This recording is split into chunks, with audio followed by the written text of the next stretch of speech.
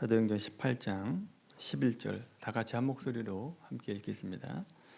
1년 6개월을 머물며 그들 가운데서 하나님의 말씀을 가르치니라. 아멘. 여러분, 여기 1년 6개월 머물렀다라고 하는 이곳이 어디죠? 고린도 지역입니다. 고린도 지역에서 1년 6개월을 머물게 되는데, 그러면서 사도 바울이 세 개의 편지를 쓰게 됩니다. 우리가 2주 전에 보았던 데살로니가 전서와 후서를 쓰게 되고, 그리고 이제 갈라디아서를 쓰게 됩니다. 갈라디아서를 어디서 썼느냐라고 하는 것에 대해서는 학자들마다 의견을 좀 달리합니다만, 상황과 정황을 보면 고린도에서 1년 6개월 동안 지내면서 썼을 것이다 라고 보는 것이 타당해 보입니다. 그래서 2차 여행 중에 고린도에서 갈라디아서를 세 번째 서신서를 이제 보내게 되는 거죠. 여러분, 갈라디아 교회가 어떤 교회인가라고 하는 것을 생각을 한번 해보십시오. 갈라디아 교회는 1차 선교 여행 때 세웠던 교회입니다. 지도를 머릿속에 그리셔야 돼요. 비시디아 안디옥을 지나서 루스드라에 도착을 합니다. 거기에서 나면서부터 걷지 못한 자를 낫게 해주죠. 그러면서 바울과 바나바에게 제우스다, 헤르메스다 라고 경배를 하려고 하니까 굳고 말려가지고 그들을 하지 못하게 하죠. 그리고 루스드라에서 유대인들의 핍박으로 인해서 죽었다라고 생각할 정도로 돌에 맞아 성 밖으로 버려지게 됩니다. 그리고 루스드라에서 나와서 더베라고 하는 곳에 갔는데, 거기까지 유대인들이 쫓아와서 바울을 핍박을 하게 되죠. 이렇게 바울이 목숨 걸고 세운 교회가 갈라디아 교회입니다. 이렇게 1차 선교여행을 마무리하고 수리아 안디옥 교회로 돌아갔더니 갈라디아 지역에서 소문이 들리게 됩니다. 구원을 믿음으로만 받느냐 아니면 율법을 행해야 되느냐라고 하는 문제로 갈등이 일어나게 되고 문제가 생기게 됩니다. 자, 이 문제가 워낙 중요한 문제였기 때문에 사도 바울은 이 문제를 가지고 예루살렘으로 가게 되죠. 그래서 사도행전 15장 말씀 보시면 예루살렘 회의를 통해서 이 문제를 결정을 하게 됩니다. 여러분, 이 문제는 워낙 첨예한 문제입니다. 유대인의 전통에 관한 문제 아닙니까? 그래서 굉장히 오랜 시간 이 문제를 가지고 회의를 했을 겁니다. 그래서 회의에 나온 결론이 이방인들도 오직 예수 그리스도를 믿음으로 말미암아 구원을 받는다라고 하는 결론을 맺게 되죠. 이 결정한 내용을 갈라디아 교회에 편지를 써서 보내기도 했겠지만, 사도 바울이 2차 선교 여행을 하면서 이 갈라디아 지역을 거쳐서 오게 되죠. 그래서 갈라디아 지역에 가서 믿음으로만 구원을 받는다라고 하는 것을 직접 전달해주고, 이 소식을 전하니까 갈라디아 교회가 기뻐하고 또 든든히 세워져 갔다라고 하는 것이 우리가 지난 시간에 보았던 말씀입니다. 여기 갈라디아 지역 루스드라라고 하는 곳에서 누구를 만납니까? 2차 선교 여행 중에 디모데를 만나게 되죠. 디모데가 2차 선교 여행에 합류를 하게 됩니다. 그리고 이제 에베소로 가려고 했는데 성령께서 아시아에서 복음을 전하는 것을 막으시죠. 그래서 어디로 가느냐? 드로아라고 한 지역에 가게 됩니다. 드로아에서 누구를 만납니까? 의사 누가를 만나게 되죠. 누가가 선교팀에 합류를 합니다. 그리고 나서 마케도냐 사람의 환상을 보게 됩니다. 그래서 마케도냐 지역으로 넘어오게 됩니다. 이 마케도냐 지역, 빌립보, 데살로니가, 베레아 이 지역을 지나고 지금 이제 고린도라고 하는 지역에, 아가야 지역 고린도라고 하는 도시에 도착을 했다라고 하는 거죠. 자, 이 지역에서 1년 6개월 동안 복음을 전하게 되는데, 그 기간 데살로니가 지역의 기쁜 소식을 받게 되면서 데살로니가 전서와 후서를 기쁜 마음으로 쓰게 됩니다. 자, 그런데 그 고린도에서 있는 동안에 갈라디아 지역의 소식을 듣게 됩니다. 안타까운 소식을 듣게 되죠. 거기에서 사도 바울이 복음을 전했는데 그 복음이 완전한 복음이 아니라 너희가 예수를 믿고 더해서 할례도 받아야 되고 율법도 행해야 된다라고 하는 그런 다른 복음을 전하면서 이 갈라디아 지역의 교회 성도들이 할례를 받고 있다라고 하는 소식을 듣게 됩니다. 여러분, 지금 사도 바울이 2차 선교 여행 중에 이 갈라디아 지역을 통과해서 왔잖아요. 통과해가지고 마케도니아 지역과 아가야 지역의 고린도에 왔다고요. 온 지가 얼마 안 됐던 시기입니다. 자, 그런데 그 짧은 시기에 유대인 그리스도인들이 갈라디아 지역에 가가지고 바울이 전한 복음, 오직 믿음으로 구원을 받는다라고 하는 것은 반쪽 복음이고 할례도 받아야 되고 율법도 행해야 된다라고 그러면서 이 갈라디아 지역의 교회 성도들을 흔들어 놨다라고 하는 겁니다. 여러분, 사도 바울의 마음이 좀 이해가 되십니까? 얼마나 충격적이었겠어요? 얼마나 황당했겠습니까? 복음을 열심히 전해서 교회를 세워놓고 건강하게 세워놓으면 유대인 그리스도인들이 와가지고 그 교회를 뿌리채 흔들어 놓고 그것 때문에 마음이 아팠을 것이고, 또 믿음으로 구원을 받는다라고 하는 것을 그렇게 열변을 토하고 오직 그 믿음, 구원만을 전했는데 얼마 지나지 않아서 다른 복음에 홀딱 빠져가지고 할례를 받고 있는 그런 갈라디아 지역의 교회를 볼 때 얼마나 사도 바울이 마음이 아팠겠습니까? 이런 마음을 가지고 고린도에서 갈라디아서를 쓰게 되는 거죠. 자, 그러다 보니까 갈라디아서는 어떤 내용을 써야 되겠습니까? 율법과 복음을 비교하는 내용을 쓰게 되는 겁니다. 논리적으로 설명을 해야 됩니다. 그래서 다소 딱딱한 내용이 들어가 있는 것이 갈라디아서의 내용이다라고 하는 것이죠. 그럼 이해가 되시죠? 어떤 상황과 배경에서 갈라디아서가 쓰여지게 됐는가? 자, 그러면 이제 갈라디아서 말씀을 한번 보겠습니다. 갈라디아서 1장 6절 말씀입니다. 신약성경 302페이지입니다. 갈라디아서 1장 6절, 갈라디아서 1장 6절, 신약성경 302페이지입니다. 자, 같이 읽겠습니다. 시작. 그리스도의 은혜로 너희를 부르신 이를 이같이 속히 떠나 다른 복음을 따르는 것을 내가 이상하게 여기노라. 아멘. 여러분, 사도 바울이요 얼마나 급했든지 인사가 끝나자마자 본론을 얘기합니다. 자기 속마음을 감추지 않고 드러내고 있죠. 너희가 복음을 떠나서 다른 복음을 따르는 것이 이해가 되지 않는다는 겁니다. 어떻게 그럴 수 있느냐라고 하는 것이죠.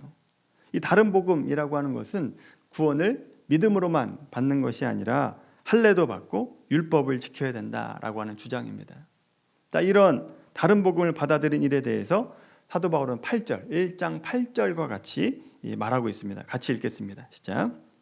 그러나 우리나 혹은 하늘로부터 온 천사라도 우리가 너희에게 전한 복음 외에 다른 복음을 전하면 저주를 받을지어다. 아멘. 다른 복음을 전하면 저주를 받을 것이다. 강하게 얘기하고 있습니다. 여러분, 우리는 이 일에 대해서 별로 심각하게 생각하지 않을 수 있습니다. 유대인 그리스도인들도 예수를 믿지 않습니까?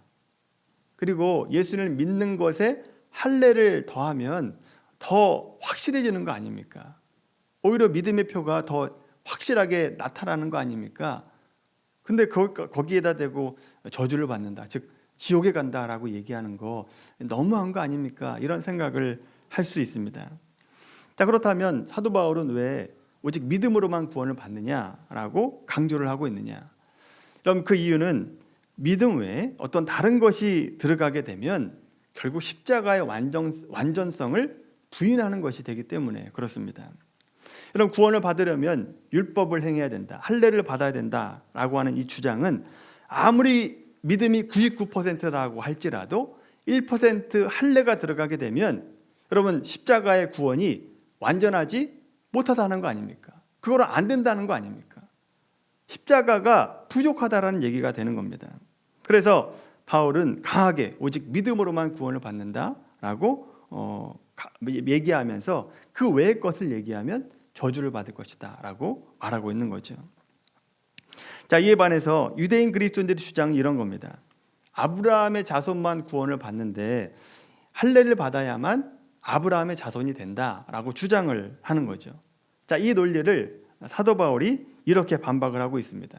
그래, 너희들 말이 맞다. 아브라함의 자손이 돼야만 구원을 받는 것이 맞는데, 그렇다면 유대인인 너희가 아브라함의 자손이냐, 아니면 예수님을 믿는 자녀들이 아브라함의 자손인지를 한번 따져보자라고 한 얘기입니다.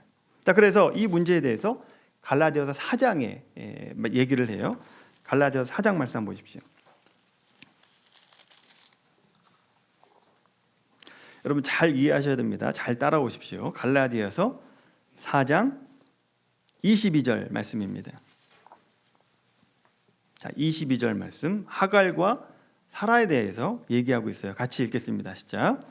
기록된 바 아브라함에게 두 아들이 있으니 하나는 여종에게서 하나는 자유 있는 여자에게서 낳다 하였으며. 아멘. 여러분, 아브라함에게 두 아들이 있었죠. 이스마엘과 이삭, 이 두 아들이 있었습니다. 이스마엘은 여종이었던 하갈에게서 낳았고, 이삭은 본처인 사라에게서 낳았습니다. 자, 이삭은 그래서 자유의 아들이고 이스마엘은 종의 아들이다라고 말하고 있는 거죠. 유대인 입장에서 어떻게 얘기를 하느냐? 우리가 이삭의 자녀들이다. 그래서 우리가 아브라함의 자손이다라고 얘기하는 것이고, 그리고 이방인은 이스마엘의 후손이기 때문에 구원을 받지 못한다. 그래서 할례를 받아야만 구원을 받는다. 이렇게 얘기를 하고 있는 거죠. 그러나 바울은 이것에 대해서 믿음이라고 하는 개념을 가지고 재해석하고 있습니다. 예수 믿는 사람이 이삭의 후손이고 유대인들 너희가 이스마엘의 자손이다라고 얘기하는 거예요. 어떤 논리로 이야기하느냐? 갈라디아서 4장 23절 말씀 보십시오. 23절 같이 읽습니다. 시작. 여종에게서는 육체를 따라 낳고 아멘. 여종 하갈은 육체를 따라서 이스마엘을 낳았다라고 하는 겁니다. 다시 말하면 아브라함과 하갈의 육체적인 관계를 통해서 이스마엘을 낳았다라고 하는 겁니다. 이것을 육체를 따라 낳았다, 행위로 낳았다라고 얘기하고 있는 거죠. 자, 그렇다면 이삭은 어떻게 낳았습니까? 이삭은 육체를 따라 낳았습니까? 아니면 믿음으로, 영으로 낳았습니까? 뭘로 낳았죠? 확인해 볼까요? 창세기 18장 말씀입니다. 어떤 상태에서 이삭을 낳았는가? 창세기 18장 10절부터 12절까지 말씀입니다. 구약성경 21페이지예요. 창세기 18장 10절에서 12절, 좀 왔다 갔다 합니다. 구약과 신약을. 창세기 18장 10절부터 12절 같이 읽습니다. 시작. 그가 이르시되 내년 이맘때 내가 반드시 내게로 돌아오리니 내 아내 사라에게 아들이 있으리라 하시니 사라가 그 뒤 장막 문에서 들었더라. 아브라함과 사라는 나이가 많아 늙었고 사라에게는 여성의 생리가 끊어졌는지라. 사라가 속으로 웃고 이르되 내가 노쇠하였고 내 주인도 늙었으니 내게 무슨 즐거움이 있으리요. 아멘. 하나님의 사자가 아브라함에게 나타나서 내년 이맘때 내가 너에게 다시 찾아올 텐데 그때 아들이 있을 것이다 라고 말씀을 해요. 자, 그런데 이 말이 얼마나 어이가 없었던지 사라가 속으로 웃고 있었다라고 얘기합니다.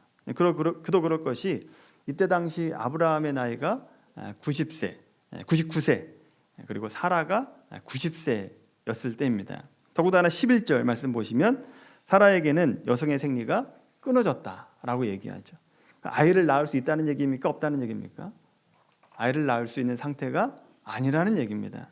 자, 그런데 1년 후에 91세 된 사라에게서 아들을 낳았습니다. 이삭을 낳았어요. 자, 그렇다면 이삭은 육신으로 낳은 아들입니까? 영으로 낳은 아들입니까? 영으로 낳았다라고 하는 거죠. 믿음으로 낳은 아들이다라고 하는 겁니다. 그래서 갈라디아서 4장 29절 말씀 다시 한번 돌아가 보십시오. 갈라디아서 4장 29절 말씀 같이 읽겠습니다. 시작. 그러나 그때 육체를 따라 난 자가 성령을 따라 난 자를 박해한 것 같이 이제도 그러하도다. 아멘. 육체를 따라 낳은 아들이 누굽니까? 이스마엘이요. 그리고 성령을 따라 낳은 아들은 누군데요? 이삭을 얘기하는 거죠. 그래서 이스마엘이 이삭을 박해했던 것 같이 지금도 약속의 자녀인 그리스도인들을 유대인 너희들이 박해하고 있다라고 얘기하고 있는 거죠. 그러니까 예수 믿는 사람이 아브라함의 후손이고 너희 유대인 그리스도인들이 이스마엘의 자손이다라고 말씀하고 있는 것이죠. 이해가 되십니까? 여러분, 사도 바울이 이것이 얼마나 중요했던지 믿음으로 구원받는다라고 하는 것을 재확인시키기 위해서 이제 이삭의 아버지 아브라함을 얘기합니다. 아브라함이 율법을 행해서 구원받았느냐 아니면 믿음으로 구원받았느냐라고 하는 것을 다시 한번 확인시켜주고 있어요. 갈라디아서 3장 6절 말씀 보십시오. 갈라디아서 3장 6절 말씀입니다. 같이 읽습니다. 시작. 아브라함이 하나님을 믿음에 그것을 그에게 의로 정하셨다 함과 같으니라. 아멘. 아브라함이 하나님을 믿었답니다. 근데 그래서 그것을 하나님의 의로 여겼다. 근데 여러분, 아브라함이 율법을 통해서 구원받았습니까? 아니면 믿음으로 구원받았습니까? 믿음으로 받은 거 확실합니까? 많은 분들이 구약의 성도들은 율법을 행해서 구원받았다라고 오해를 합니다. 확인을 한번 해보겠습니다. 여기 지금 6절의 말씀 보시면 각주 붙어 있죠. 아래 보면 몇 장이라고 되어 있습니까? 창세기 15장 5절과 5절이다 라고 되어 있죠. 한번 보겠습니다. 창세기 15장 말씀.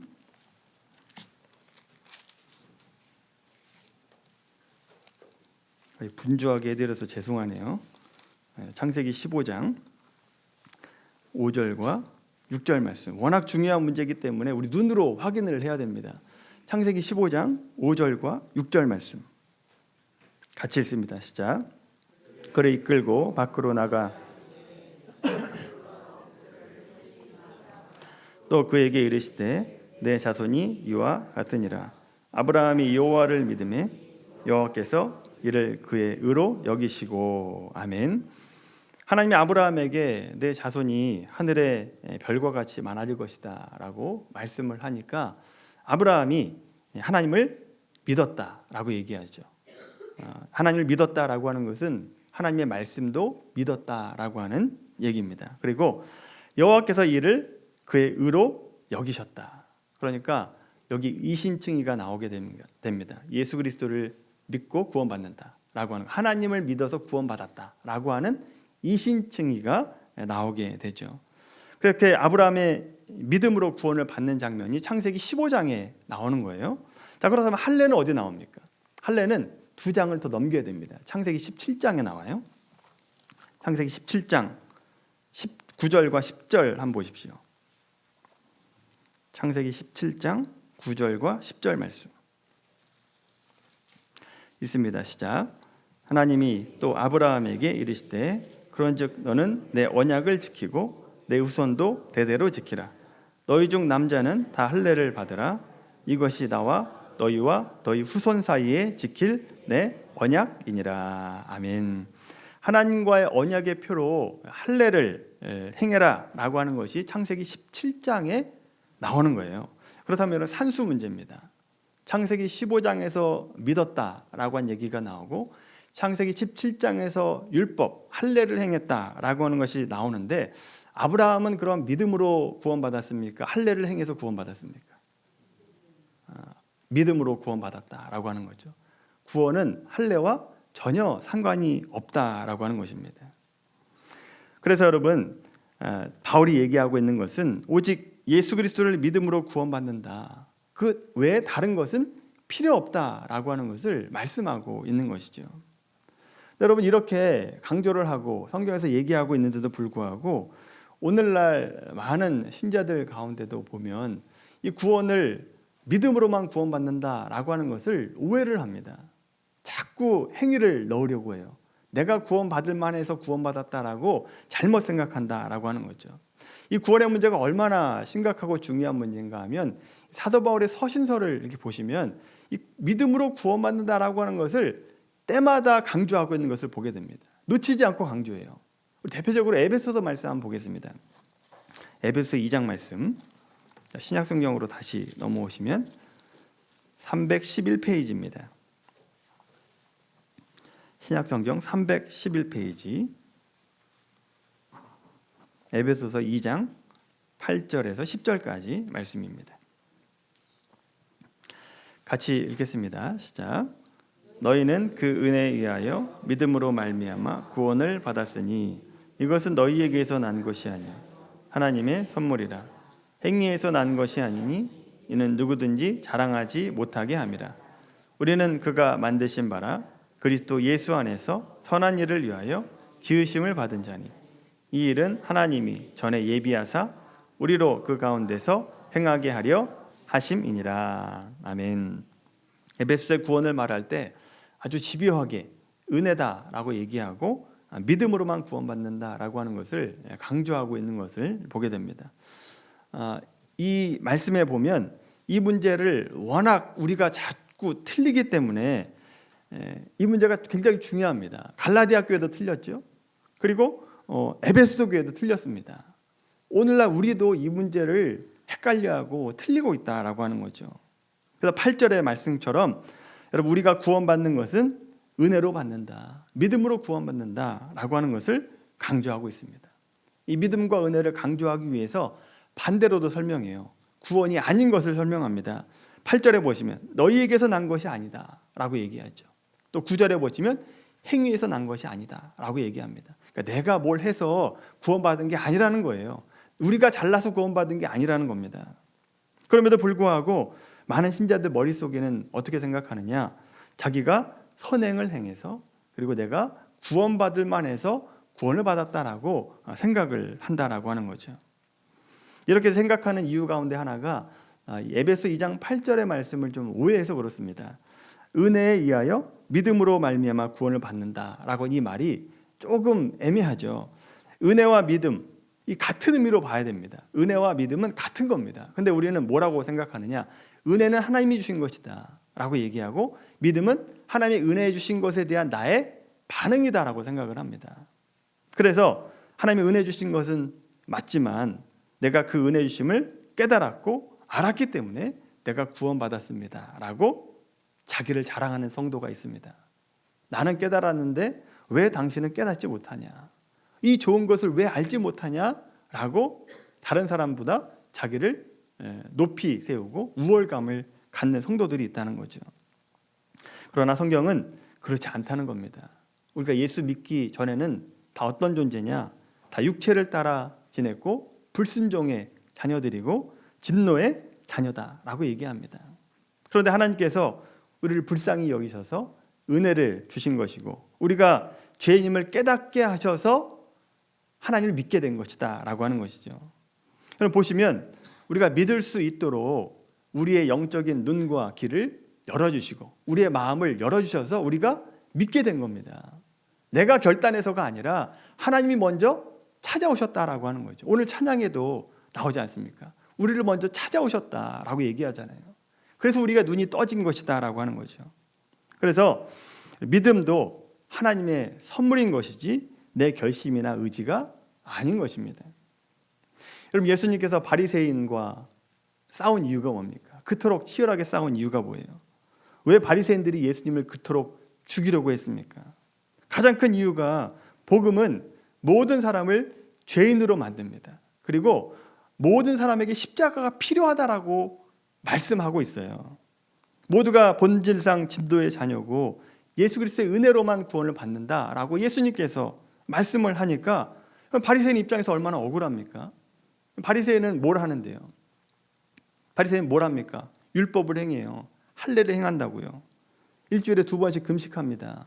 아주 사소한 것까지 11조를 내요. 성전 제사를 드립니다. 그런데 아무것도 하지 않은 이방인과 우리가 똑같다고? 그렇게 얘기하니까 바리새인 입장에서는 열받죠. 어떻게 저 이방인과 우리가 똑같을 수 있습니까? 라고 얘기하면서 자꾸 자기 행위와 공로를 얘기했던 것이 바리새인이다라고 하는 것이죠. 여러분 구원은 믿음으로 받는 겁니다. 은혜로 받아요. 우리에게 조건이 없습니다. 구원받을 만한 조건이 우리에게는 단 한 톨도 없어요. 0.0001%도 없습니다. 우리에게는 없어요. 그런데 이 구원을 오해해서 오늘날에도 착한 일을 해서 구원받으려고 하는 분들이 얼마나 많은지 모릅니다. 그렇다고 제가 선행하지 마시라는 거 아닙니다. 선행하셔야죠. 구원받은 자가 선행하는 것은 얼마든지 하셔도 됩니다. 구원받은 자로서 하나님 앞에 선행하는 거 하나님이 기뻐하시는 겁니다. 하나님께서 그 선행을 기뻐하시고 기억하시고 또 인정하십니다. 마태복음 16장 27절의 말씀 보시면 인자가 아버지의 영광으로 그 천사들과 함께 오리니 그때에 각 사람이 행한 대로 갚으리라 라고 얘기합니다. 하나님께서 우리의 행위대로 갚으신다는 겁니다. 우리의 행위를 기억하시고 하나님께서 우리의 선행을 기억하시고 거기에 합당한 은혜를 주신다라고 말씀하고 있어요. 그런데 여러분 이건 하지 마십시오. 구원받기 위해서 선행하지 마세요. 구원받기 위해서 착한 일을 하지 마십시오. 그건 다른 복음이다라고 하는 거죠. 다른 복음에 속아서 시간과 물질과 영적인 에너지를 소비하지 마시고 낭비하지 마십시오. 구원은 값없이 주시는 하나님의 선물입니다. 그냥 주시는 거예요. 거저 주시는 은혜라고 하는 것이죠. 하나님이 주시겠다라고 하는 것을 다만 내 마음을 열어서 주님 들어오십시오. 들어와서 내 인생의 주인이 되어 주십시오. 라고만 하면 된다라고 하는 것이죠. 만약 구원받기 위해서 이 믿음 외에 다른 그 어떤 것을 요구한다라고 한다면 그것은 거짓 복음이고 다른 복음이며 저주를 받게 된다라고 하는 겁니다. 사랑하는 성도 여러분, 이 복음에 대해서 제대로 이해를 하지 못하면 이 문제는 언제나 우리 신앙을 잘못된 길로 인도합니다. 우리를 자꾸 다른 쓸데없는 일로 일을 하게 만들고 우리로 하여금 다른 길로 가게 만들어 버린다라고 하는 것이죠. 그래서 여러분 참된 복음이 무엇인지 분명히 깨닫게 되기를 바랍니다. 그래서 참된 복음 안에서 구원의 감사와 감격을 누리게 되길 바라고 또 우리를 구원하신 그 하나님 앞에 구원을 생각할 때마다 우리는 어떤 마음만 들어야 됩니까? 내 공로가 없기 때문에 내가 뭘 해서 구원받은 게 아니기 때문에 하나님 앞에 감사만 해야죠. 감사가 나올 수밖에 없습니다. 그래서 우리 모두가 이 구원에 대해서 잘 깨달으시고 이 참된 복음 안에서 감사의 삶을 살아가는 우리 모두가 되기를 예수님의 이름으로 간절히 축원합니다.